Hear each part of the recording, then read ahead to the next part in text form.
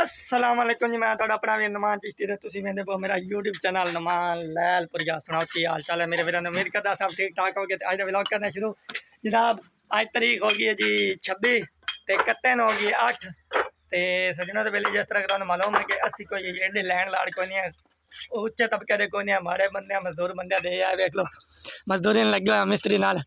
ते आए साडा यार बैठा बिलाल, आए उस्ताद मुख्तियार साहब मिस्त्री साडे दे, आए शाहजाद खान शाह साहब ते इन्होंने तो तुहानूं पता ही है चूसनी दे वाला मेरे वीडियो जमदा रहता है। ते यार मानो मानो तेरा सीधा ना गया। हाँ मैं तो तुहानूं पता है कि मजदूरी वास्ते आया काम वास्ते, ते अज काम करते पे कोठे मुकम्मल हो जाने ना, तकरीबन लैंडर पै जाना। फिर यार और वेल करियां तो डेले तो यार और वेले आप चले जाना घर इंशाल्लाह तुहानूं पता है। फिर उत्ते बह के वेले होकर व्लॉग बना क्योंकि मैं क्या रोजी रोटी दी कर लिया, पहले पेट पूजा तो फिर काम दूजा। क्या उस्ताद जी? हाँ जी मानू सर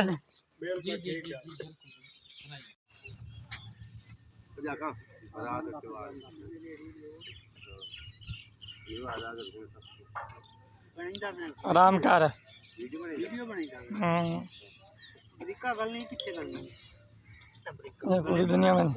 पूरी दुनिया में नहीं है।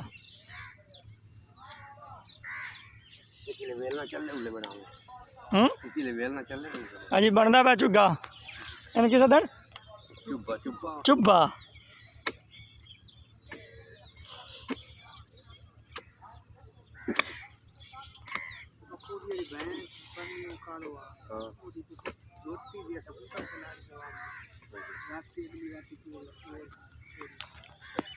बनता पे चुब्बा।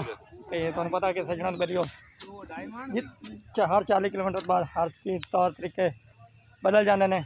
तो इतने जनाबे वाली गुड़ कड्ढन वेलना लग रहा है, जिते वो गुड़ बनता कड़ा तामना है उन्हें वास्ते चुब्बा बनता पाया। तो जो मुकम्मल होगा तुहानूं दिखावांगे। वीडियो वेखने मेरे नाल अगर मेरे चैनल में सबसक्राइब नहीं किया जल्दी जल्दी मारो सबसक्राइब, तो बैल आइकन करो प्रेस ताकि मेरे हर आने वीडियो थोड़े तक डायरेक्ट पहुँचती रहे। फिलहाल अल्लाह हाफिज़। चुब्बा बन के हो गया तैयार।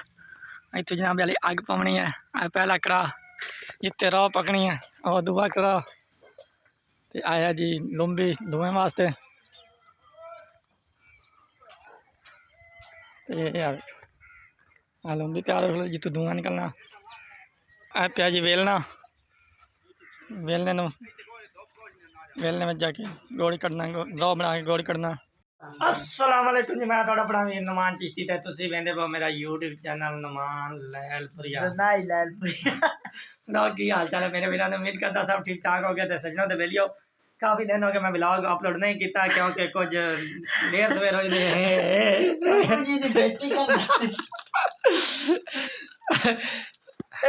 हो